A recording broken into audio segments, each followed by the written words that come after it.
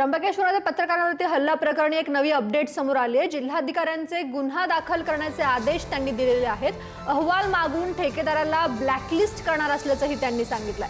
पत्रकारांवरील हल्ला कायद्यान्वये गुन्हा दाखल होणार असंही ते म्हणालेत। त्र्यंबकेश्वरमध्ये पत्रकारांवरती हल्ला झाला, यामध्ये किरण ताजने यांना गंभीर मारहाण करण्यात आली। ते गंभीर जखमी झालेत आणि यामध्ये आता नवीन अपडेट आपण बघतोय। पत्रकारांवरती हल्ल्यांविरोधात आता हा गुन्हा दाखल करण्यात येणार आहे। नाशिकमधून ही अपडेट आहे।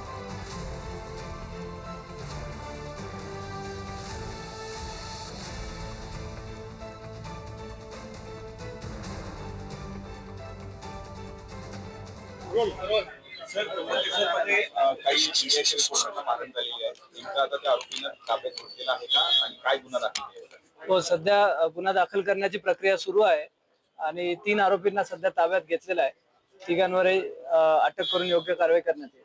सर, काय माहिती घेतली का? जे पार्किंग करत होते अधिकृत होती अनधिकृत होती, काय त्या संदर्भात? ती पार्किंग अधिकृत होती। नगरपालिकेने ते एस मल्टी सर्व्हिसेस या कंपनीला आउटसोर्स केलं होतं आणि त्या कंपनीने जे मुलं ठेवले होते त्यांच्यासोबत आज जो वाद झाला त्यातून हे भांडणं झाले।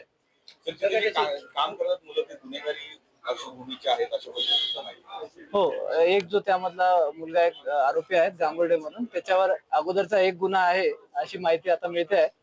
त्यामध्ये मी सविस्तर तुम्हाला आता सांगू शकणार नाही, पण एक गुन्हा या अगोदर त्यापैकी एका आरोपीवर अगोदर दाखल आहे। तर पण गुन्हेगारी पार्श्वभूमीच्या लोकांना कामावर ठेवणं आहे, आपण त्या कंपनीला काही सांगू किंवा काही कारवाई केली? त्याबद्दल सविस्तर चौकशी तपास करण्यात येईल।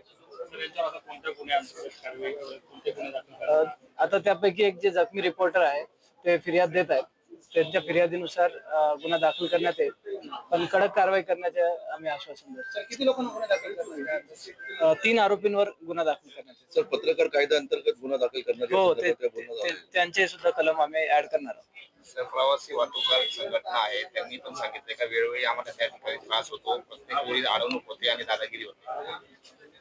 हो, म्हणजे त्या अनुषंगाने आता तपास सुरू आहे आणि जर ते कॉन्ट्रॅक्टरचे तशा अजून काही चौकशी असतील तर तसं आम्ही संबंधित विभागाला तसं कळवू।